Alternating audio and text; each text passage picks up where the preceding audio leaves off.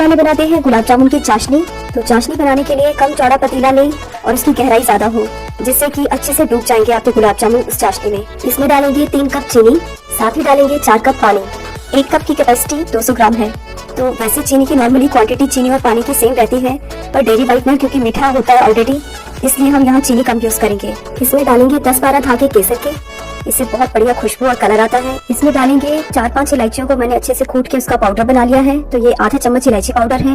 अब इन सब चीजों को मिक्स करके हम चाशनी को तब तक पकाएंगे जब तक कि ये थोड़ी सी चिपचिपी नहीं हो जाती। तो गैस की फ्लेम को मैंने मीडियम पर रखा है ताकि जल्दी से ये काम हो जाए। बीच बीच में आप चाशनी चेक करते रहें, क्योंकि कोई 1 तार या 2 तार की चाशनी नहीं चाहिए, पतली चाशनी ही चाहिए ताकि वो गुलाब जामुन के अंदर तक रस जाए। क्योंकि हमने चीनी और पानी की क्वांटिटी सेम नहीं रखी, इसमें चीनी कम और पानी ज्यादा है। इसे बनाने में 10-12 मिनट आराम से लग जाएंगे। चाशनी की क्वांटिटी इतनी ही रखिए, क्योंकि अगर आप कम मात्रा में चाशनी बनाएंगे तो गुलाब जामुन अच्छे से चाशनी पिएंगे नहीं और बढ़िया से फूलेंगे नहीं। जब तक चाशनी तैयार हो रही है, इंस्टेंट मावा बना लेते हैं। गुलाब जामुन के लिए किसी मावा मिल्क पाउडर का इस्तेमाल नहीं किया, इसके लिए डेयरी व्हाइटनर यूज किया है। तो मैंने नेस्ले का डेयरी व्हाइटनर यूज किया है। तो सबसे पहले बनाते हैं इंस्टेंट मावा। इसके लिए नॉन स्टिकी बर्तन का इस्तेमाल करेंगे। इसमें डालेंगे आधा कप दूध जो 100 ग्राम है। इसमें डालेंगे 1.5 कप डेयरी व्हाइटनर, ये 300 ग्राम है। अभी गैस ऑन नहीं करेंगे, इन दोनों को अच्छे से मिक्स कर लें ताकि इनमें कोई लम्स न रहे। अगर गैस ऑन करके ये काम करते हैं तो इसमें लम्स आ जाएंगे। तो इन दोनों चीजों को अच्छे से मिक्स कर लिया है। अब इसमें कोई लम्स नहीं है, तो अब इसमें डालेंगे 3 टेबलस्पून देसी घी। अब गैस ऑन कर ले और फ्लेम को रखें लो टू मीडियम के बीच में। इसे लगातार चलाते रहें, 1 सेकंड के लिए भी ना छोड़े, नहीं तो ये जल जाएगा। अब इन सब चीजों को अच्छे से मिक्स करें और इसे तब तक पकाएंगे जब तक कि ये पैन से छूटने ना लगे, एक डो की फॉर्म में ना आ जाए। तो मिनटों में ही आप देखेंगे कि ये पैन से छूटने लगा है, डो की फॉर्म में आ चुका है। तो अब गैस ऑफ करते हैं और इसे हम परात में निकाल लेंगे, जिसमें हमने इसे चिकना करके अच्छे से मलना है। इसे अच्छे से फैला लें ताकि ये जल्दी से ठंडा हो जाए। जब तक ये ठंडा हो रहा है तो चाशनी चेक कर लेते हैं। तो देखिए चाशनी चिपचिपी तैयार हो चुकी है। जब हम इस तरह इसको उंगलियों में घुमा रहे हैं तो एक चिपचिपापन महसूस हो रहा है। तो हमें चाशनी को बस इतना ही पकाना है। तो गैस ऑफ कर दी है। गुलाब जामुनों को फ्राई करने के लिए यहाँ मैंने देसी घी लिया है। आप चाहें तो इसे किसी भी रिफाइंड ऑयल में बना सकते हैं, लेकिन मस्टर्ड ऑयल यूज ना करें। तो देसी घी को हम लो फ्लेम पे गर्म करेंगे। जब तक कि देसी घी गर्म हो रहा है तब तक गुलाब जामुन के बॉल्स तैयार कर लेते हैं। कुछ टाइम बाद देखेंगे कि मावा भी बढ़िया से ठंडा हो चुका है। अब इसकी प्रॉपर बाइंडिंग के लिए 4 टेबलस्पून मैदा इसमें डालेंगे। साथ ही डालेंगे 1/4 चम्मच बेकिंग पाउडर। तो यहाँ इस बात का ध्यान रखें, आपको 1/4 चम्मच बेकिंग पाउडर ही डालना है, बेकिंग सोडा नहीं। मावा जब अच्छे से ठंडा हो जाए तभी इसमें ये सब चीजें मिलाएं। सब चीजों को अच्छे से मिक्स कर लें। तो अब हम इसे अच्छे से मल लेते हैं। तो हथेली के इस भाग से हम इसको अच्छे से मलेंगे ताकि इसमें कोई गुठली, कोई लम्स न रहे।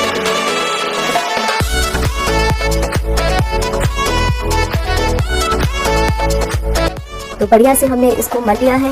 अब ये बढ़िया से स्मूथ हो चुका है। इसे वापस से डो की फॉर्म में ले आते हैं। तो अब हम इसके बॉल्स बना लेते हैं। अब हाथों को थोड़े घी से चिकना कर लें। मावा को हम 2 पार्ट्स में डिवाइड कर लेते हैं और एक हिस्से की इस तरह से बड़ी सी लोई बना लेते हैं और इसके नींबू के साइज के छोटे छोटे बॉल्स काट लेंगे। अब आपकी अपनी पसंद है, इसको राउंड शेप देना है या सिलेंड्रिकल शेप यानी ओवल शेप देनी है तो आप दे सकते हैं।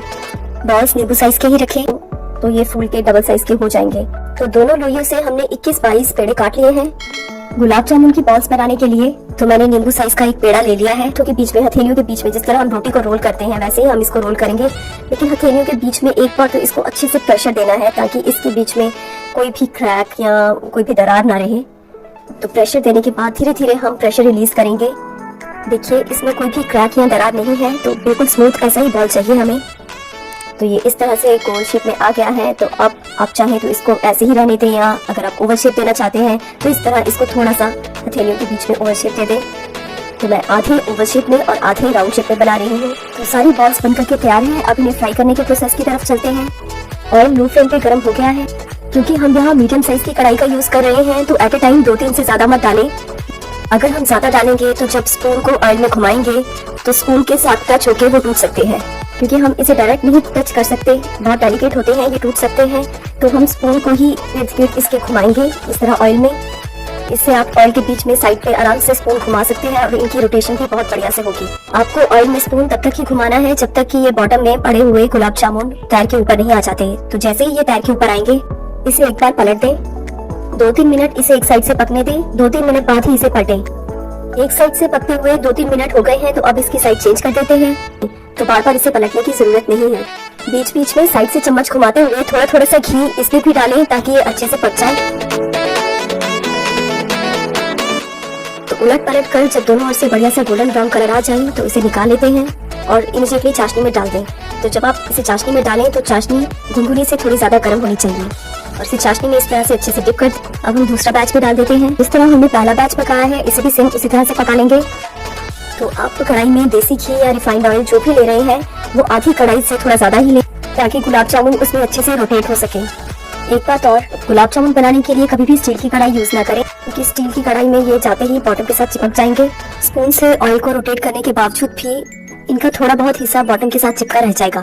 तो आपको चाहिए कि हैवी बॉटम कढ़ाई या नॉन स्टिक की कढ़ाई का ही इस्तेमाल करें। तो सारे गुलाब जामुन बनकर के तैयार है। 2 घंटे हम इसे चाशनी में ऐसे ही छोड़ देंगे ताकि चाशनी अच्छे से इनमें रस जाए और ये बढ़िया से फूल जाए। 2 घंटे हो चुके हैं। फाइनली हमारे सारे गुलाब जामुन बनकर के तैयार हैं। देखिए किस तरह चाशनी में डूब गए हैं, इन्होंने अच्छे से रस पी लिया है। काटने से ही पता चल रहा है ये कितने सॉफ्ट और स्पॉन्जी बने हैं। देखिए चाशनी इन गुलाब जामुन में बढ़िया से रस गई है। तो आने वाले त्योहारों की मिठास को दुगना करने के लिए इस रेसिपी को जरूर ट्राई करें। आज की वीडियो पसंद आने पर वीडियो को लाइक, शेयर और चैनल को सब्सक्राइब करना ना भूलें। Thank you for watching.